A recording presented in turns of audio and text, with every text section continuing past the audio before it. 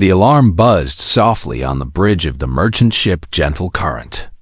Captain Zixtar lifted his scaled head from the navigation charts and looked at the sensor display.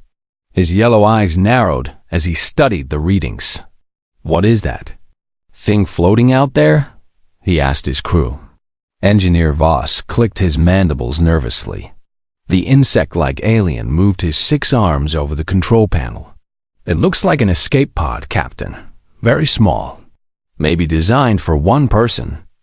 Navigator Yule floated near the ceiling, his gaseous form shifting colors from blue to worried purple.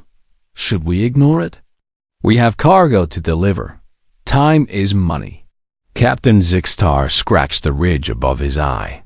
In 20 years of space travel, he had seen many strange things. Derelict ships, abandoned stations, debris from old battles. But something about this tiny pod made him curious. It was clean and new, not like the usual space junk that drifted through the asteroid belt. "Scan it for life signs," he ordered. Voss worked his controls. One life form inside. Weak signals. Whoever it is won't last much longer. The captain made his decision quickly. "Bring it aboard. Dock it in Cargo Bay 2. Yul's form turned. "Docker. Captain, this could be trouble. What if it's a trap? What if there's disease inside? Then we deal with it," Zixtar replied. "I won't leave someone to die in space. Not when we can help." 20 minutes later, they gathered in the cargo bay. The escape pod was smaller than Zixtar expected. It was white with blue markings he didn't recognize. Steam hissed from the seals as Voss worked to open it. The door slid back with a soft click. Inside lay a human male, unconscious but breathing. He wore a simple gray jumpsuit and looked to be in his 30s. His brown hair was messy and his face was pale. A small device on his chest beeped steadily, showing his heartbeat. "Human," Yule observed, his voice carrying a note of disappointment. "They're all over the galaxy these days." Zixtar studied the unconscious figure. Humans were common enough in the trade routes, though he had never carried one as a passenger before. They seemed harmless enough from what he had heard. Not particularly strong or smart compared to other species, but they got along well with most aliens. "Help me get into the medical bay," the captain said. They carried the human carefully through the ship's corridors. The Gentle Current was not a large vessel, but it was comfortable. Zixtar had worked hard to make it a good home for his small crew. In the medical bay, they placed the human on the treatment bed. The ship's medical computer scanned him and displayed the results on a screen above. "Minor dehydration and exhaustion," the computer announced in its calm voice. "No serious injuries detected. Recommend rest and fluids." The human's eyes fluttered open an hour later. He looked around the medical bay with confusion, then focused on Captain Zixtar, who was sitting nearby. "Where am I?" the human asked. His voice was rough from thirst.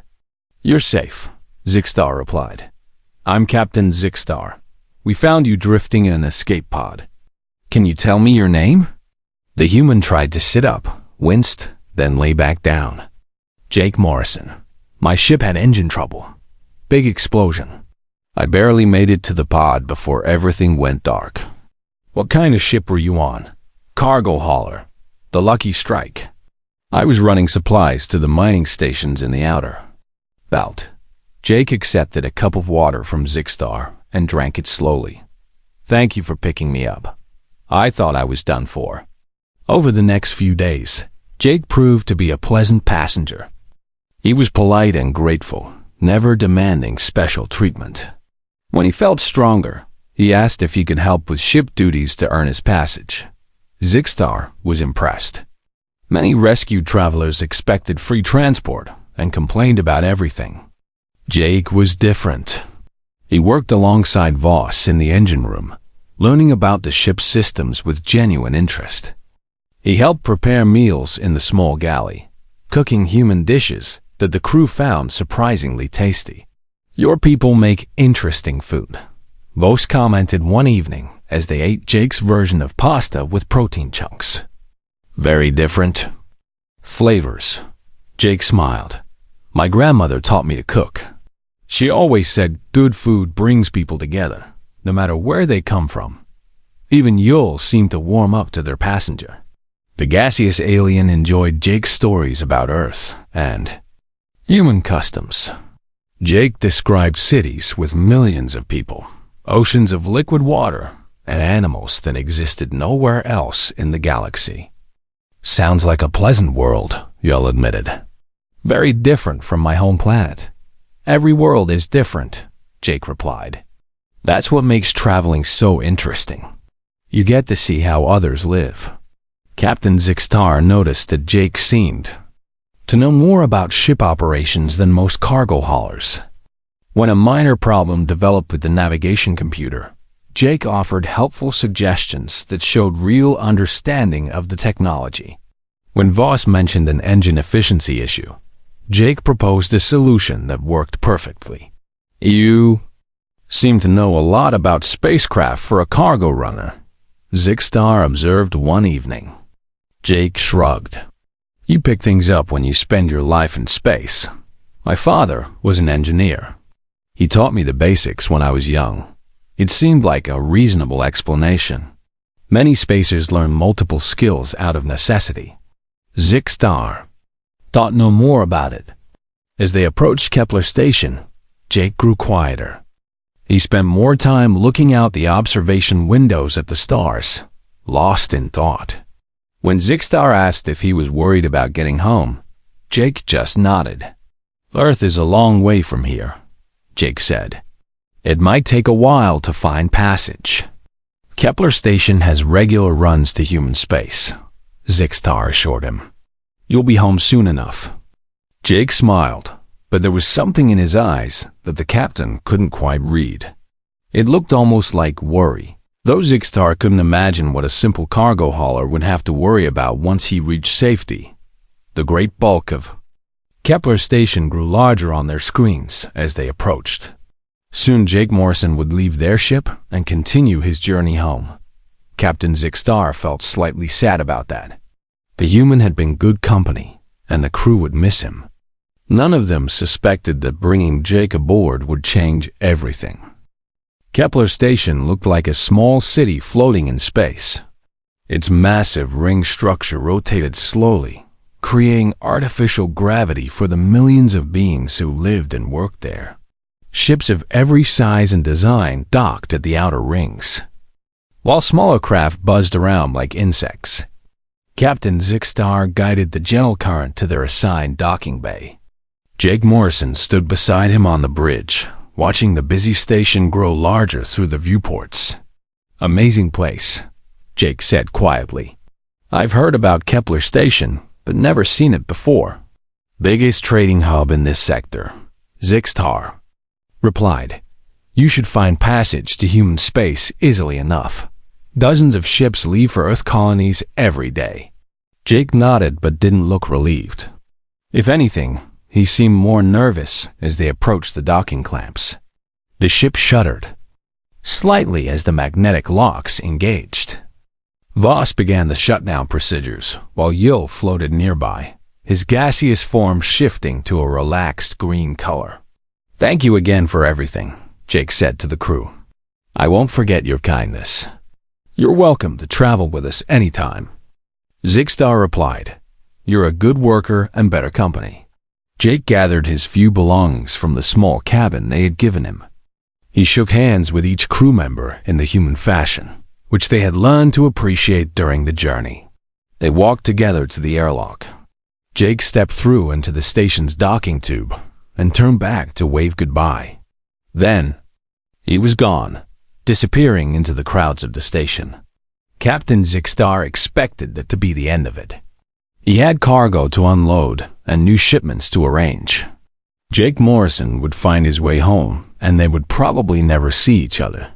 Again, he was wrong. 10 minutes after Jake left the ship, alarms began blaring throughout the docking section. Red lights flashed and automated voices spoke in dozens of languages. Security alert. All beings remain in current positions. Security alert. Zixtar looked at his crew in confusion. What's happening? Before anyone could answer, heavy footsteps echoed in the docking tube. A squad of station security officers in full armor rushed aboard the Gentle Current. Behind them came beings in military uniforms from several different species. Captain Zixtar? The lead officer, a tall humanoid with blue skin, consulted a tablet device. I'm Commander Nix, Station Security. We need to ask you some questions about your passenger. Jake Morrison? He just left. Is there a problem? Commander Nix exchanged glances with the military officers.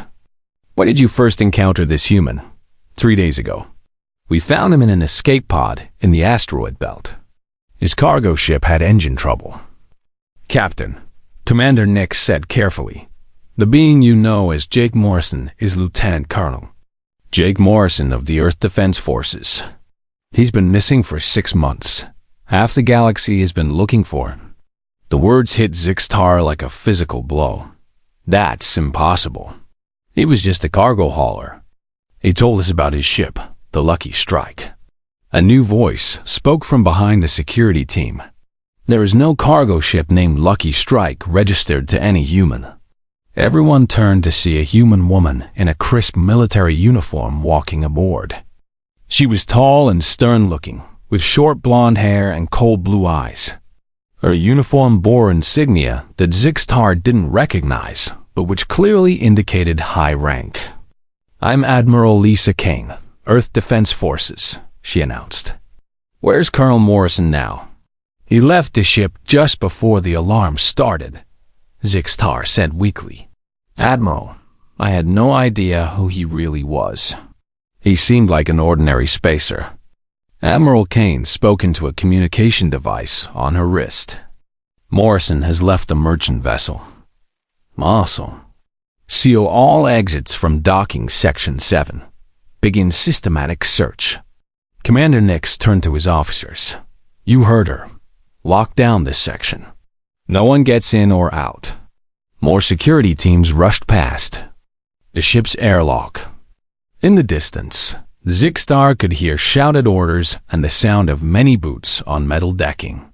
Captain Zixtar, Admiral Kane said, I need you and your crew to come with me for questioning.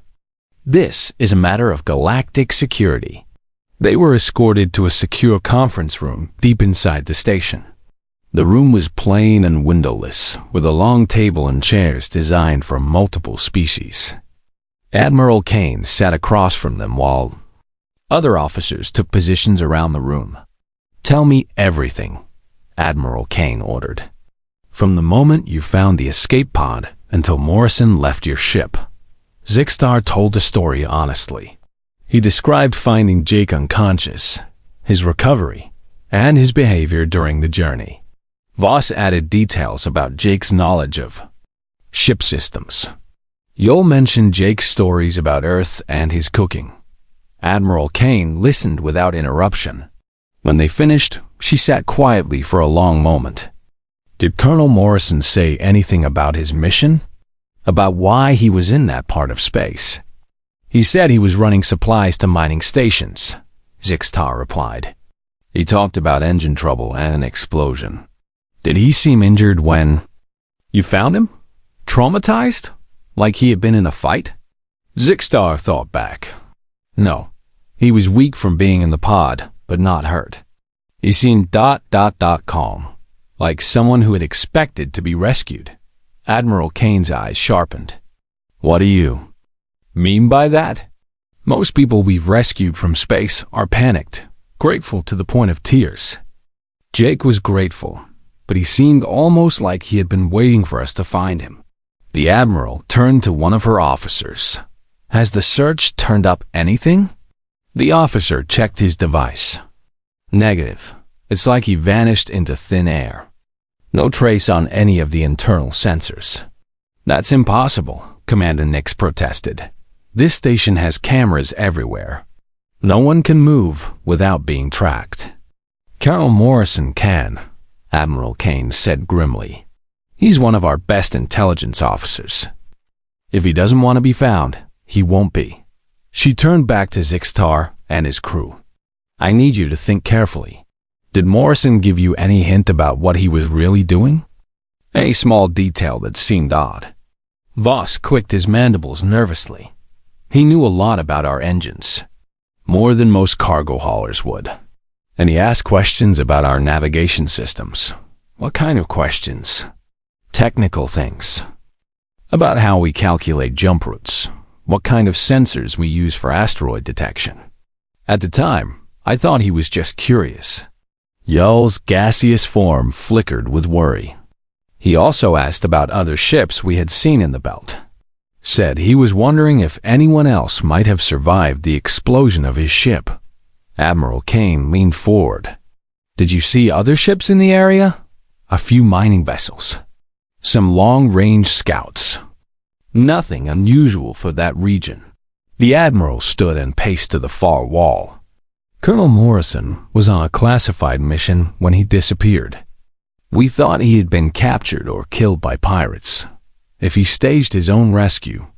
She didn't finish the sentence, but Zixtar could see the worry in her expression. "Admiral," he said carefully, "Jake seemed like a good person. Whatever he was doing, I don't think he meant any harm." "Captain, you don't understand," Admiral Kane replied. "If Colonel Morrison is operating without orders, if he's gone rogue, then he has access to information that could start a war. We have to find him before he does something that can't be undone."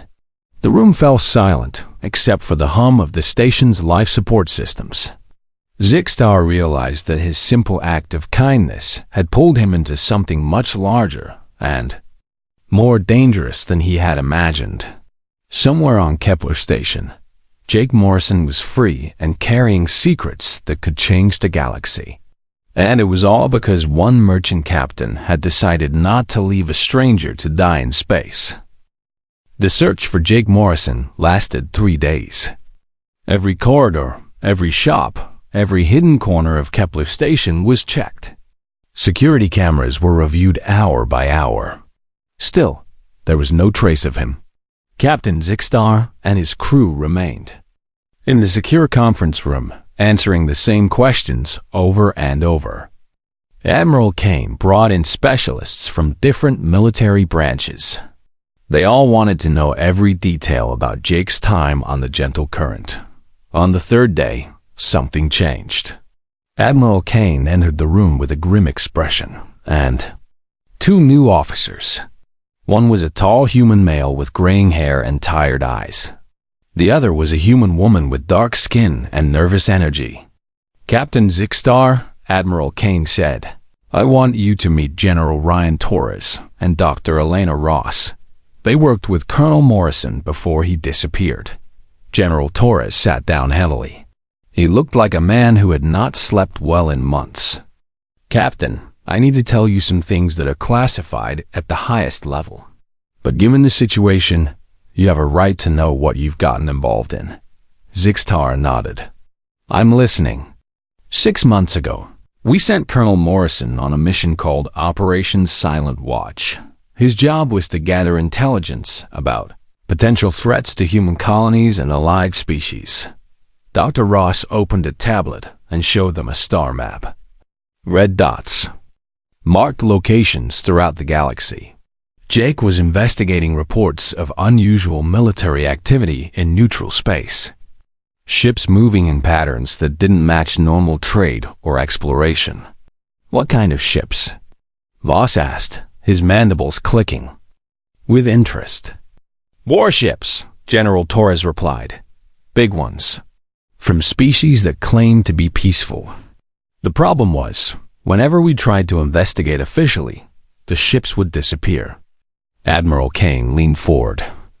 "That's why we sent Jake. He's one of our best intelligence officers. He can blend in anywhere, gather information without being detected." But something went wrong, Dr. Ross continued. Jake's last communication was a coded message saying he had found something important, then nothing. We assumed he had been captured or killed. The room was quiet for a moment.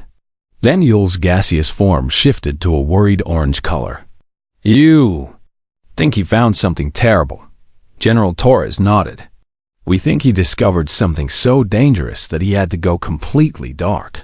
No contact with us, no official channels. He had to disappear. A new voice spoke from the doorway. You're right about that. Everyone turned to see Jake Morrison standing in the entrance. He wore different clothes now, dark pants and a simple shirt that helped him blend into the station's population. But his eyes were alert and serious. Jake, Admiral Kane stood up quickly. Where have you been? We've been searching for 3 days. Jake walked into the room and closed the door behind him. I've been watching, making sure it was safe to come forward. Admiral, we have a problem. A big one. General Torres gestured to an empty chair. Sit down, Colonel. Tell us what you found. Jake remained standing. I found the hegemony. The word hung in the air like a physical thing. Dr. Ross gasped softly. Admiral Kane's face went pale. That's impossible, General Torres said. The hegemony is just a theory. Intelligence reports suggested it might exist, but we never found proof. I found proof, Jake replied. And it's worse than we thought. He turned to Captain Zixstar. I'm sorry I lied to you and your crew, but I had to maintain my cover until I could get this information to the right people. Zixstar studied Jake's face. What is the hegemony? Dr. Ross answered. We believe it's a secret alliance of older alien civilizations. Their goal is to control the development of younger species like humans. Control how? Voss asked. Jake sat down finally. By eliminating us. The hegemony sees species like humans as dangerous. We develop too fast. We're too unpredictable. We make alliances with other young species. They think we'll upset the balance of galactic power. He pulled out a small data device and placed it on the table. This contains everything I discovered. Meeting records, military plans, target lists. The hegemony has been planning attacks on human colonies for 2 years. Admiral Kane reached for the device, but Jake stopped her. There's more. It's not just humans they're targeting. They have a list of over 30 species marked for elimination or subjugation. 30 species? General Torres looked shocked. That's millions of worlds, billions of lives, Jake corrected. The hegemony believes the galaxy is too crowded with young species. They want to thin the population, keep only those they can. Control. Captain Zixstar felt a chill run through his scaled body. Is my species on the list? Jake looked at him with sympathy. The Vorthik are marked as undecided. The hegemony wants to see if your people will join them or resist. Your choice will determine your fate. Yule's form flickered between colors. Rapidly. This is madness. How could such a conspiracy exist without anyone knowing? Because they're smart, Dr. Ross said. They work slowly over decades. They influence politics, trade agreements, territorial disputes. They make it look like natural conflicts between species. Jake activated the data device. Holographic images appeared above the table, showing star charts, ship designs, and what looked like battle plans. 3 months ago, I infiltrated a hegemony, meeting on a hidden base in the Vega system. What I learned changed everything I thought I knew about galactic politics. The images showed massive fleets hidden in remote star systems, weapons that could destroy entire planets. Lists of species leaders who were secretly working for the hegemony. Some of the most trusted figures in galactic government are hegemony agents, Jake continued. They've been preparing for this war for centuries. Admiral Kane studied the holographic displays. How did you get this information out? I stole it and ran. But they knew someone had been at the meeting. They started hunting for the spy immediately. I had to disappear completely. General Torres leaned back in his chair. So you faked your own death. I destroyed my ship and ejected in the escape pod. I programmed it to drift into the asteroid belt, hoping someone would find me. I needed to get back to human space without using official channels. Jake looked at Captain Zixstar. I'm sorry, I used you and your crew, but I had to get this information home. Too many lives depend on it. Zixstar was quiet for a long moment. Finally, he spoke. You saved my life once by letting me make a choice to rescue you. Now you're trying to save millions of lives by warning them of this threat. The question is, Admiral Kane said, what do we do now? If we reveal this information, it could start a galactic war. Jake stood up and walked to the viewport. Outside, they could see ships from dozens of different species docked at the station. Beings who had no idea that their entire way of life was threatened. Admiral, he said quietly, the war has already started. The hegemony is just waiting for the right moment to make their move. We can either prepare to fight, or we can wait for them to destroy us one species at a time. Doctor. Ross was studying the data more closely. These attack plans, they're scheduled to begin in 6 months, starting with isolated human colonies. Then we don't have much time, General Torres said. We need to warn our allies, prepare our defenses, and try to build a coalition of species willing to fight. Jake turned back to the group. There's something else.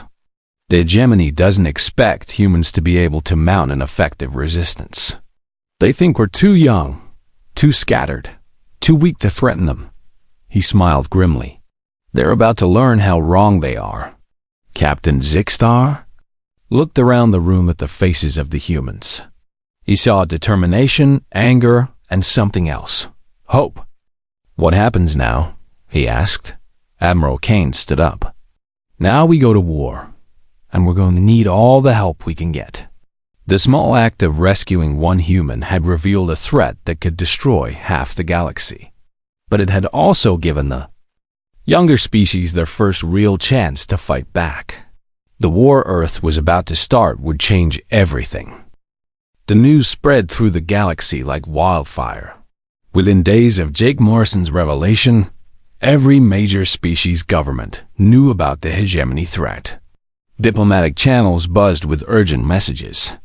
Emergency sessions were called on dozens of homeworlds. Captain Zixstar watched it all unfold from his ship, still docked at Kepler Station. Admiral Kane had asked him and his crew to stay as witnesses to Jake's story. Now they found themselves at the center of the biggest political crisis in galactic history. The reactions came quickly and predictably. Some species immediately declared their support for humanity and the resistance against the hegemony. Others claimed the whole thing was human propaganda designed to start a war. A few governments went completely silent, which worried everyone the most. The Centauri Republic is mobilizing their fleet, Voss reported, reading the news feeds.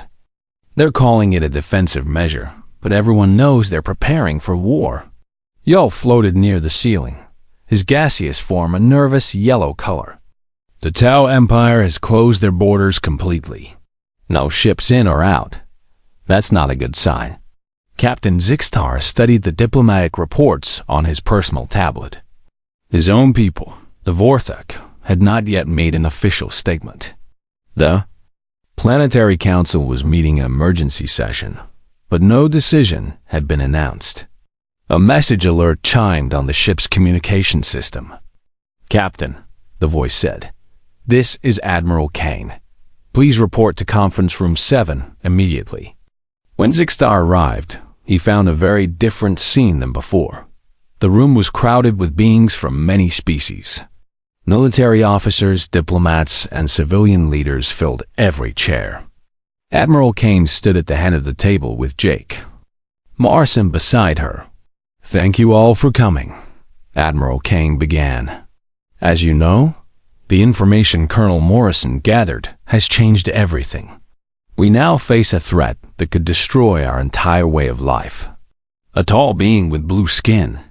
and 4 arms raised one hand.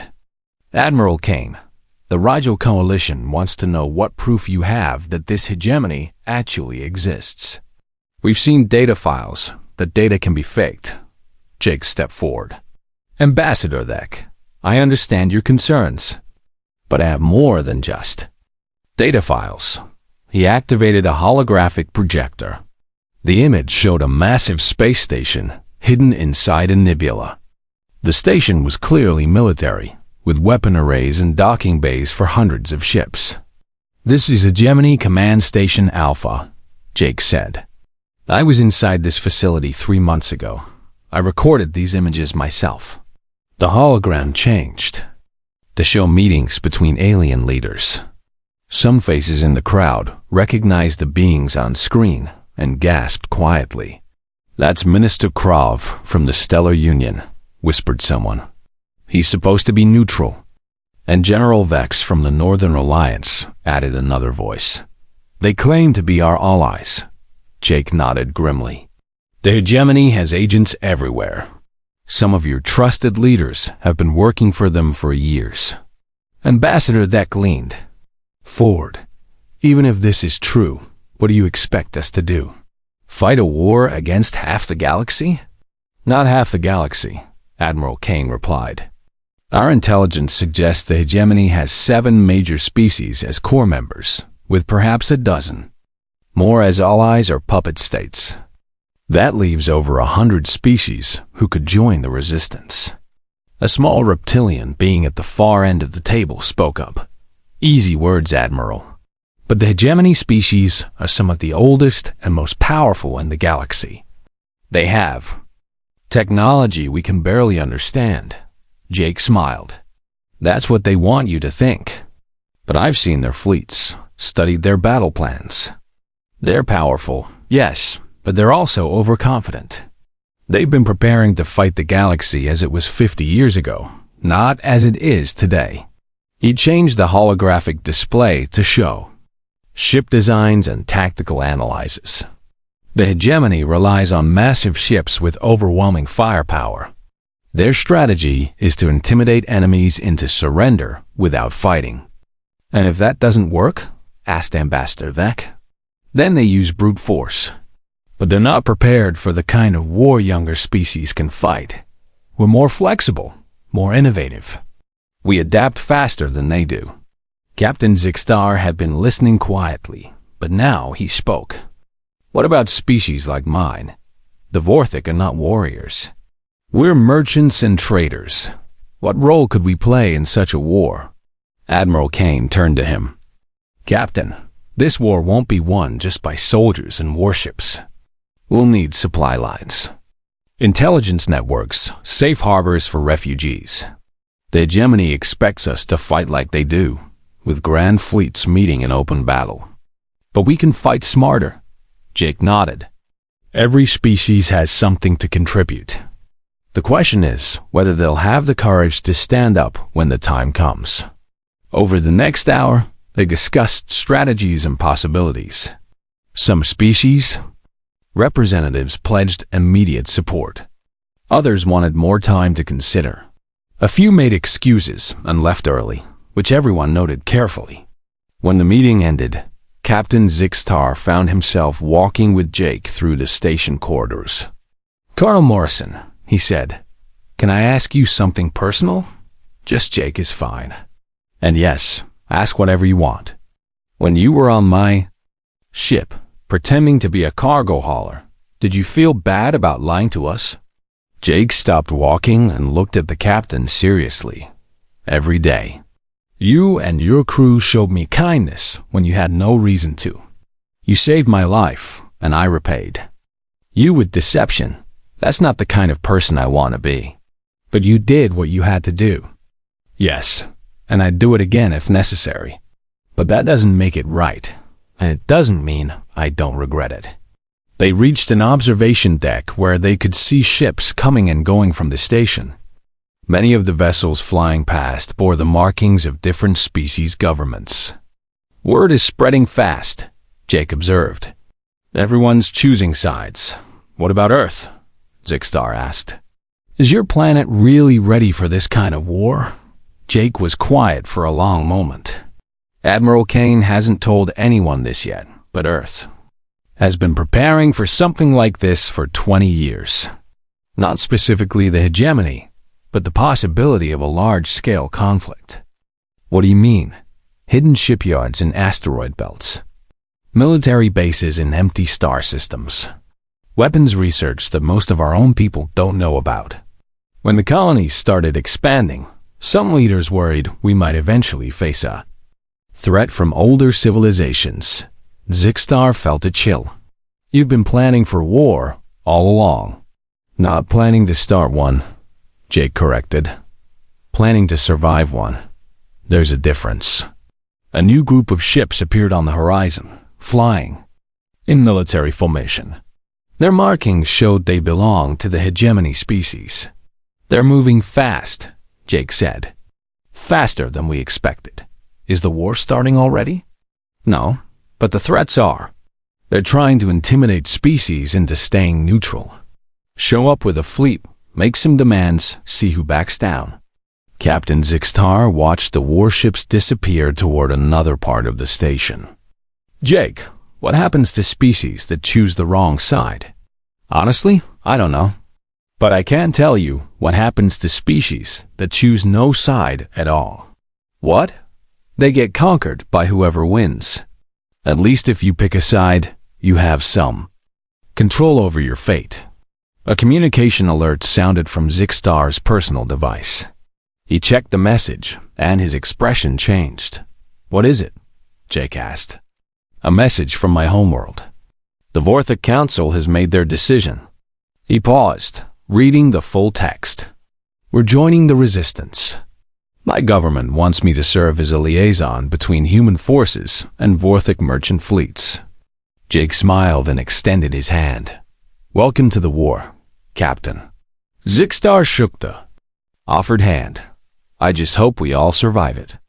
As they stood watching the busy space lanes around Kepler Station, both beings knew that everything was about to change. The galaxy that had known relative peace for centuries was dividing into armed camps.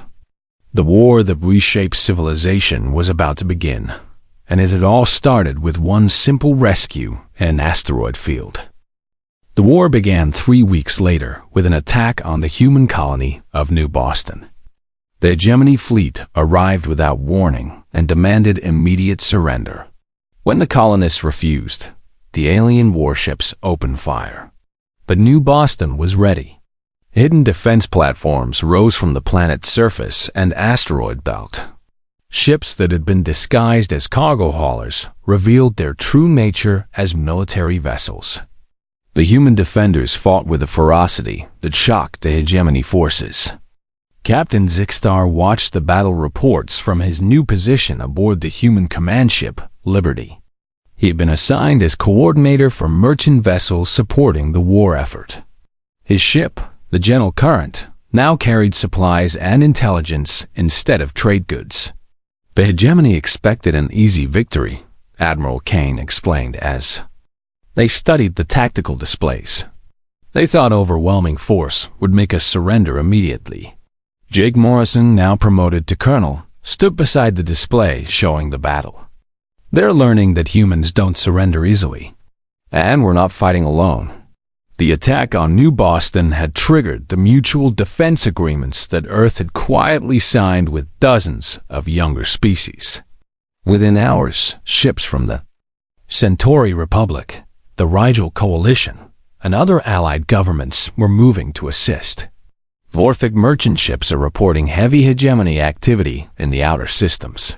Zixstar announced, reading messages from his people. They're trying to cut our supply lines.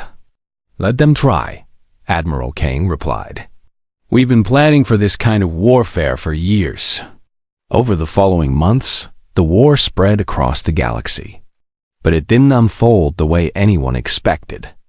The hegemony had prepared for massive fleet battles between traditional forces. Instead, they found themselves fighting a war of movement and innovation. Human tactics confused and frustrated the ancient alien civilizations. Earth's forces used small, fast ships that struck quickly and disappeared.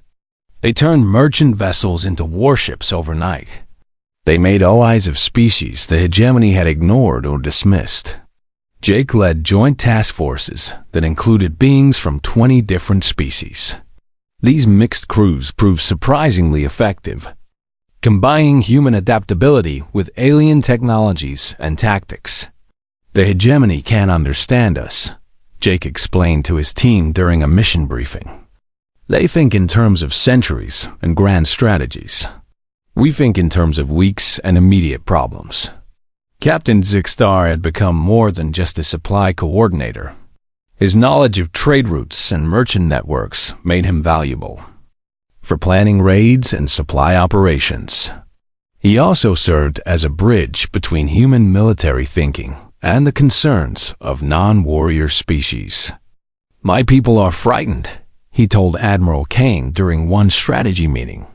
"The Vorthok have never been involved in a real war before. None of us wanted this war," Kane replied. "But we're all in it now. The question is whether we fight together or fall separately." The turning point came when the hegemony decided to attack Earth itself. They assembled the largest fleet in galactic history and moved directly toward the human homeworld. Their plan was simple: destroy Earth and break the resistance. High Chancellor Yix, the supreme leader of the hegemony, personally commanded the attack fleet. He believed that crushing humanity's home planet would end the war quickly and demonstrate hegemony power to the entire galaxy. "Earth has no major defenses," his advisors reported. "Our intelligence shows only a small fleet and minimal orbital installations." The intelligence was wrong. As the hegemony fleet approached the Sol system, Earth revealed its true defensive capabilities. Massive battle stations emerged from behind planets and moons. Entire asteroid fields turned out to be disguised weapons platforms. Ships that had been hidden throughout the system activated and moved to intercept. Captain Zixstar was aboard, one of the smaller vessels supporting the main Earth fleet. His job was to coordinate supply runs and evacuate damaged ships. But as the battle began, he found himself witnessing something unprecedented in galactic history. "Look at them," Voss said, pointing at the human warships on the tactical display. "They're not retreating." The human defense fleet was outnumbered 3-1, but they attacked immediately. Their ships moved in patterns that seemed chaotic, but proved devastatingly effective. They used the planets and asteroids as cover, striking from unexpected angles. Admiral Kane, Zixstar called over the communication system. "Vorthok sensors are detecting massive energy buildups throughout the system." "Acknowledged, Captain." All civilian vessels maintained safe distance. What happened next would be talked about for generations. Earth activated defense systems that no one knew existed. Weapons that turned entire moons into projectiles. Energy fields that could disable ships across vast distances. Technologies that seemed almost impossible. The hegemony fleet for all? Its size and power found itself fighting an enemy that had been preparing for this exact moment for decades. Every asteroid had been studied, every orbit calculated, every possible approach planned for. High Chancellor Yix tried to retreat when he realized the scope of Earth's defenses, but it was too late. Human forces had surrounded his fleet. The ancient alien commander, who had expected an easy victory, found himself trapped in a battle he couldn't win. "Surrender," Admiral Kane broadcast to the hegemony fleet. "You've lost." "This is impossible," Yix replied. "You're just humans. You've only been in space for a few centuries." Jake Morrison's voice came over the communication channel. "That's exactly why we're winning. We're not stuck in old ways of thinking like you are." The battle for Earth ended with the complete defeat of the hegemony attack fleet. High Chancellor Yix was captured along with most of his commanders. The ancient alliance that had threatened to control the galaxy was broken. But the victory meant more than just military success. Species throughout the galaxy had watched humans and their allies defend Earth against impossible odds. The fear of the hegemony was replaced by respect for the resistance. "It's over," Admiral Kane announced to the combined fleets. "The hegemony has formally surrendered. All occupied worlds are to be liberated immediately." Captain Zixstar felt a mixture of relief and amazement. The war that had started with his simple rescue of one human had reshaped galactic civilization. The old order of ancient species controlling younger ones was finished. What happens now? Yul asked, his gaseous form a peaceful blue color for the first time in months. Jake Morrison answered from the bridge of his command ship. "Now we build something better. A galaxy where species work together instead of one controlling the others." In the weeks that followed, new alliances formed. The Resistance Coalition became the foundation for a more equal galactic government. Species that had been enemies learned to cooperate. Technologies and knowledge were shared freely. Captain Zixstar returned to merchant trading, but now his roots connected worlds that had never worked together before. The war had created new partnerships and friendships across the galaxy. "Do you ever regret picking up that escape pod?" Voss asked one day as they traveled to a joint human-alien colony. Zixstar thought about it. No, Jake Morrison was right. About one thing. Sometimes you have to choose a side and hope you picked correctly. And did we? The captain looked out at the stars, where ships from dozens of species traveled freely together. "Yes, my friend. I think we did." The galaxy had learned an important lesson. Sometimes the smallest acts of kindness can change everything. 1. Merchant Captain's decision to rescue a stranger had started a war that freed billions of beings from the threat of ancient tyranny. And in the end, that rescue had saved not just one human, but the freedom of the entire galaxy.